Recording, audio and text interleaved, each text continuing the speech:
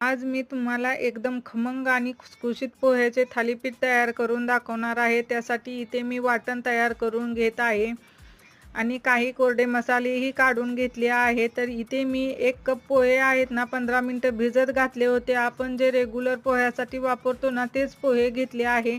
ते एका ताटामध्ये काढून छान मॅश करून त्याचा गोळा तयार करून घेतला आहे. यामध्ये अर्ध्या कपाला थोडे बेसन घेतले आहे आणि अर्धा कप गव्हाचे पीठ घेतले आहे आणि काढून घेतलेले सर्व मसाले यामध्ये घालून छान मिक्स केले आहे. थोडेसे गरम पाणी घालून याचा घट्टसर गोळा तयार करून 10 मिनिटं सेट होण्यासाठी ठेवला होता.